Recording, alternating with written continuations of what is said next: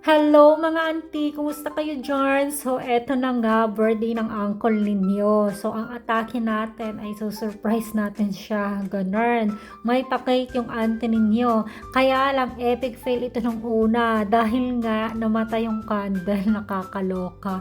O, diba? Napakagaling. So, nag-take two pa kami dyan mga auntie. O, diba? Anyway, mga auntie, trivia nga lang pala. Yung mga nagbo-birthday sa India, ganito sila mag-celebrate mga ante. Yung meron lang cake, tapos mag-i-slice, and then susubuan ka nila. Ganon.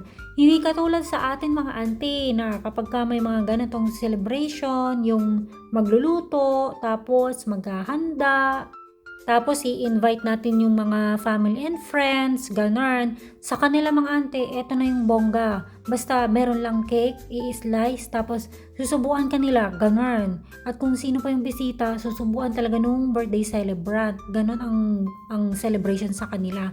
So tipid na, 'di ba? 'Di ba? Nakatipid na, hindi katulad sa atin, ang magastos, o 'di ba?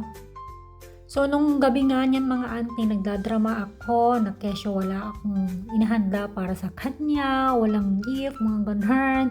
Pero syempre, arte-arte lang yan ng auntie para hindi siya mag-expect, ganun. Paano natin ma-execute yung pa-surprise Kenny natin, di ba? So, that time morning nga pala niyan, papasok si uncle sa work. At hindi ko na rin siya tinanong kung lalabas ba kami, o kung magdi-dinner ba kami kasi nga alam ko na super pagod siya recently dahil nakabakasyon yung kanyang assistant. So, doble-doble yung kanyang work mga auntie kasi nagsusupervise pa siya doon sa mga ongoing projects nila, tapos nag-a-attend pa siya ng mga client meetings, and then babalik na naman siya sa office para tapusin yung work niya doon. Pero ayan na nga, nung hapon, ang uncle ay nag-aya pa rin na lumabas kami. So sabi niya mag-prepare na ako kasi nga nag-book na daw siya doon sa favorite na hotel and restaurant na palagi namin kinakainan. Kasi napakasarap ng mga foods nila dito auntie. May mga pa-steak sila, may mga grilled chicken, ganun. Basta napakarami ng choices ng mga foods nila dito. May mga Japanese food, may mga Arabic food. Kaya sulit talaga yung bayan kapag dito kami kumakain. Anyway, mga auntie, para sa amin naman hindi naman mahalaga kung gaano kabongga o kaingrande yung isang celebration. Ang pinakamahalaga naman sa amin is yung nagkaroon kami ng chance na i-celebrate yung special day niya kahit sa simpleng paraan lamang. Kasi nga sa huli, of course, hindi naman nasusukat yung saya sa laki ng handaan o halaga ng ginastos, di ba?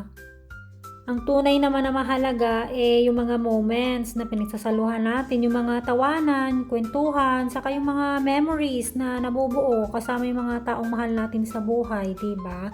Saka kahit papaano happy naman kami all these years. Simula nung naging kami ng uncle, kaming dalawa na lang talaga yung madalas na nagse-celebrate ng mga special days namin.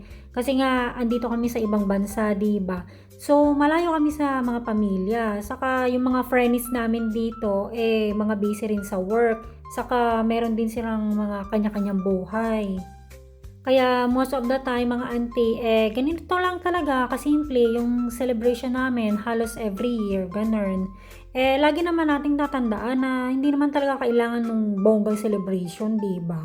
Kasi, ang mahalaga is yung healthy tayo, yung wala tayong mga mabigat na karamdaman sa buhay, yung malayo tayo sa kapahamakan, yun lang naman talaga yung pinaka the best blessings, di ba? Saka ang importante alam natin na may mga taong nakakaalala or nakaka-appreciate sa atin. Saka hindi tayo nakakalimutan, ganun, di ba? Anyway, mga auntie ko, kung kayo ay nag-enjoy sa ating vlog, please follow, share, like, and subscribe. So, hanggang dito na lang muna mga auntie. See you on our next Chika Bells. Bye!